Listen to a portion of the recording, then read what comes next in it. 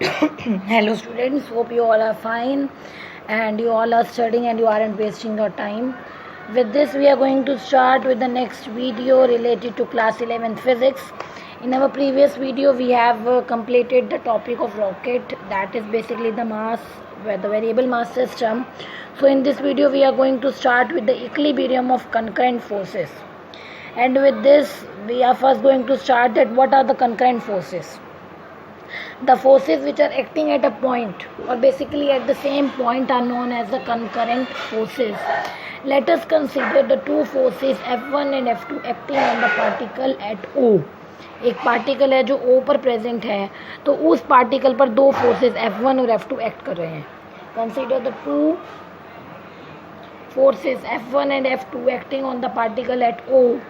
Now the resultant of these two forces is given by F1 plus F2.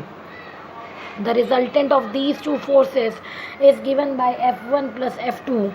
Now what is the equilibrium condition? Equilibrium condition is that condition in which, or a condition which is acquired by taking the resultant of the force is equal to 0.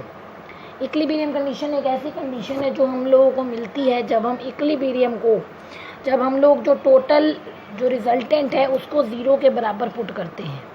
तो अगर मैं resultant यानी कि F1 plus F2 को zero के बराबर put कर दूँ तो मेरे पास F1 की वैल्यू बन जाएगी माइनस F2, यानी कि जो मेरे फोर्सेस हैं वो इक्वल और अपोजिट हैं. Therefore in the case of two forces which are acting at a single point we have the resultant given by F1 and F2. तो यहाँ पर जो इक्विलिब्रियम कंडीशन है वो मिलेगी जब F1 की वैल्यू माइनस F2 के बराबर होगी. तो ये है दो जब हमारे पास फोर्सेस हैं उसके लिए case. This is the case for the two forces. Now moving ahead for the system of three forces, हम मेरे पास तीन forces हैं. Consider the three concurrent forces F1, F2 and F3. ये मेरा पॉइंट O है. इस पॉइंट पर तीन फोर्स एक्ट कर रहे हैं F1, F2 और F3. तीन फोर्सेस हैं मेरे पास, force F1, force F2 and force F3. Alpha beta और एंगल जो गामा है वो मेरे कुछ एंगल्स हैं जो आप लोगों को इस फिगर में नज़र भी आ रहे हैं कि कौन से हैं. Alpha beta and gamma are the angles which are shown over here also. Now we have, जो यहाँ पर मैंने कुछ डॉटेड लाइन लेकर के कुछ कंस्ट्रक्शन किया जो आप लोगों को विजिबल है. मैंने कुछ पॉइंट्स लिए हैं, सपोज मैंने एक पॉइंट ए ले लिया, एक पॉइंट बी ले लिया, एक पॉइंट सी ले लिया, इस तरीके से, और कुछ मैंने कंस्ट्रक्शन की है जो यहाँ पर विजिबल है. अब पैरेललोग्राम लॉ ऑफ वेक्टर्स जो आप लोगों ने 11th में, आई होप कि स्टार्टिंग में वी ऑल हैव स्टडीड, मैंने आपको ट्रायंगल लॉ करवाया था. तो ट्रायंगल लॉ के बाद ही या उसी की एक सेम एप्लीकेशन होती है पैरेललोग्राम लॉ. उसको अगर मैं अप्लाई करती हूँ तो मैं ये कहूँगी कि OA प्लस जो OB है वो OC डैश के बराबर होगा. OA plus OB is equal to OC dash. तो अब मेरे पास ये जो इक्वेशन है OA plus OB is equal to OC dash, इस इक्वेशन में मैंने दोनों side I have added OC vector OC on both sides of this equation. ये जो इक्वेशन है OA plus OB is equal to OC dash, इस equation में मैंने दोनों साइड में OC ऐड कर दिया. तो ये equation OA plus OB is equal to OC dash क्या बन जाएगी, OA plus OB plus OC is equal to OC dash plus OC. अब OC डैश जो है वो माइनस OC के बराबर है. OC dash is equal to minus OC. तो ये जो इक्वेशन है OA plus OB plus OC, उसकी वैल्यू कितनी बन जाएगी, 0 बन जाएगी. ठीक है ना, क्योंकि मेरे पास जो OC डैश है वो OC वेक्टर के बराबर आ जाएगा. तो इस कंडीशन को जब मैं ऊपर वाली इक्वेशन में लूँगी तो यहाँ से प्रूव हो जाएगा कि F1 plus F2 plus F3 0 है.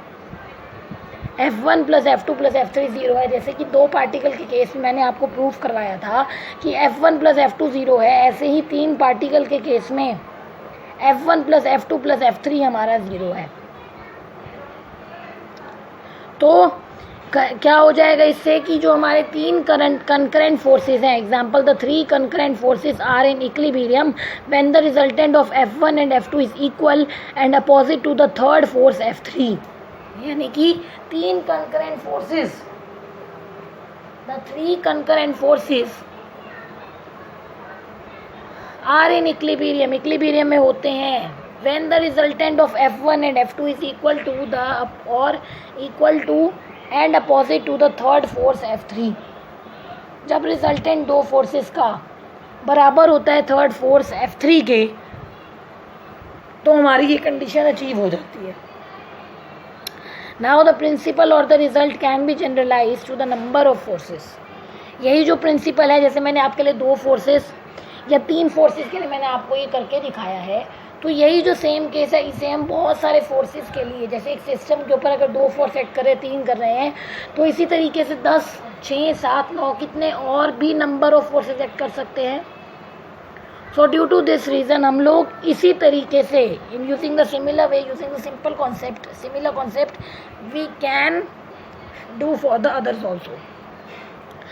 Now moving to the next topic, the next topic is friction. Friction क्या है? एक ऐसा अपोजिंग फोर्स जो रोल प्ले करता है, जो पिक्चर में आता है जब एक बॉडी मूव करती है या कोशिश करती है दूसरी बॉडी पर मूव करने की। When one body moves on or tries to move on the surface of another body, तो ये चीज़ है हमारे पास। जैसे ओके, तो फ्रिक्शन एक ऐसा अपोजिंग फोर्स है जो पिक्चर में आता है जब एक बॉडी मूव करती है या कोशिश करती है दूसरी बॉडी के सरफेस पर मूव करने की। तो जो एक फोर्स पिक्चर में प्ले करता है तब उस कंडीशन में एक फोर्स आता है जिसे हम फ्रिक्शनल फोर्स कहते हैं। ये फ्रिक्शनल फोर्स के नाम से वो जाना जाता है। ठीक है, तो अब फ्रिक्शनल फोर्स क्या है, उसकी टाइप है, ये देख लेते हैं। जो फ्रिक्शन है या फ्रिक्शनल फोर्स है उसे 3 पार्ट्स में डिवाइड किया जाता है। Static friction, limiting friction and the kinetic friction. Static friction, limiting friction and the kinetic friction. अब इन तीनों को कंसीडर करने के लिए पहले हम लोग देखेंगे कि फ्रिक्शन कैसे है, कैसे डिफाइन किया जाएगा। Let us consider a body of mass mg। एक बॉडी है जिसका मास mg है। अब उसका वेट है, उसका मास है सॉरी। सो हम लोगों को एक चीज़ बहुत अच्छे से पता है कि वो नीचे की तरफ होगा, दैट इज़ डायरेक्टेड डाउनवर्ड्स। अब जो रिएक्शन आ रहे हैं इस mg की वजह से वो डायग्राम में दिखाया भी गया है। P हमारा अप्लाइड फोर्स है और जो अप्लाइड फोर्स को अपोज करता हुआ फ्रिक्शन आ रहा है उसको मैंने F से दिखाया है। ठीक है, तो डायग्राम में क्या है, एक उसका वेट है mg, एक रिएक्शन है R, एक अप्लाइड फोर्स है हमारा P और एक फ्रिक्शनल फोर्स है कैपिटल F। अब अगर अप्लाइड फोर्स कम है या फर्स्ट सिचुएशन हम ये लिखते हैं कि मैंने अप्लाइड फोर्स कम रखा, तो ऑब्वियस है कि मेरी बॉडी जो है वो मूव नहीं करेगी। हमने कहा as the applied force is small the body doesn't move as long as, कब तक मूव नहीं करेगी, जब तक कि एफ पी के बराबर है। एफ पी के बराबर है यानी कि जितना हम फोर्स लगा रहे हैं उतना ही फ्रिक्शन लग रहा है, तो बॉडी कहाँ से मूव करेगी, नहीं करेगी ना मूव। तो ये एक इनिशियल कंडीशन है कि इस तरीके का केस कि हमने फोर्स भी कम लगाया और फोर्स हमने इतना कम लगाया कि वो फ्रिक्शनल फोर्स के बराबर हो गया। ठीक है, आप पूरा इक्वल ले जाते, अप्रॉक्सीमेट ले लो, अप्रॉक्सीमेट इक्वल हो गया कि जिस वजह से जो हमारा बॉडी थी उसका एक्चुअल मोशन नहीं हुआ, एक्चुअल मोशन उसने शो नहीं किया। तो the opposing force which comes into play when the body tends to move on the surface of another is called as the static friction. The opposing force that comes into play when the body tends to move on the surface of another is known as the static friction. Now as the applied force increases, the stage comes when the body just starts the motion. जब applied force बढ़ता है, एक ऐसी stage आ जाती है जब body अपना motion शुरू कर देती है। Then the friction is termed as the limiting friction. तो ऐसे केस में फिर जो फ्रिक्शन आता है उसे हम लोग लिमिटिंग फ्रिक्शन कहते हैं कि हमने अप्लाइड फोर्स बढ़ाया, पहले बॉडी रुकी हुई थी, इतना कर दिया कि उस बॉडी ने अब चलना शुरू कर दिया। पहले केस में स्टैटिक फ्रिक्शन के केस में बॉडी नहीं चली थी, बॉडी रुकी रही थी, और अब हमने इतना बढ़ाया कि ठीक है बॉडी ने चलना शुरू कर दिया। तो इस केस में बच्चों जो हमारा फ्रिक्शन रहेगा वो स्टैटिक नहीं रह जाएगा, वो हमारा लिमिटिंग बन जाएगा। जो हमारा फ्रिक्शन है वो लिमिटिंग फ्रिक्शन बन जाएगा। अब थर्ड केस मेरा क्या है कि मैंने अप्लाइड फोर्स को इतना बढ़ा दिया कि पहले केस में अप्लाइड फोर्स बहुत कम था और बॉडी मूव नहीं कर रही थी। ठीक है, वो स्टैटिक फ्रिक्शन का केस था। दूसरे मैंने थोड़ा सा उसको दिया और उसने चलना शुरू कर दिया, वो मेरा लिमिटिंग फ्रिक्शन था। तीसरे में जो कि काइनेटिक फ्रिक्शन है, उसमें क्या होगा कि मैंने इतना अप्लाइड फोर्स लगाया, इतना फोर्स अप्लाई किया कि बॉडी ने अच्छे से मूव करना स्टार्ट कर दिया, तो इस स्टेज पर काइनेटिक फ्रिक्शन आ जाएगा।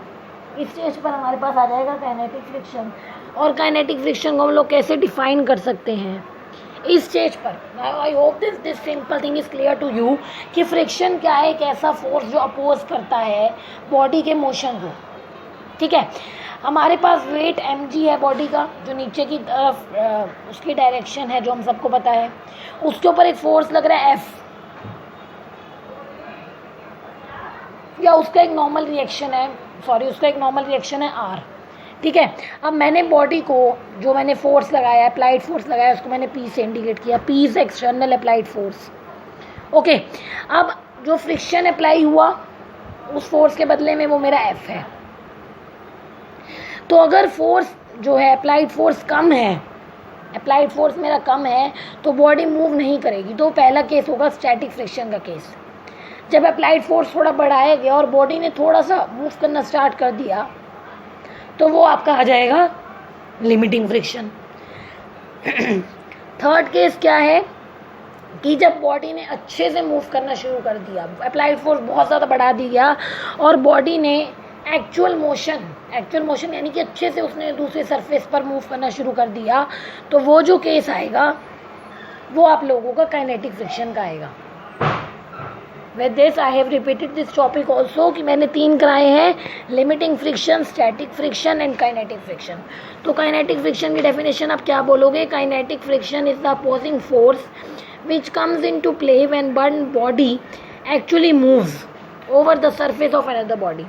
Kinetic friction is the opposing force which comes into play when one body actually moves on the surface of another body. एक ऐसा फोर्स जो तब आता है जब एक बॉडी दूसरी बॉडी के सरफेस पर एक्चुअल मोशन शो करती है।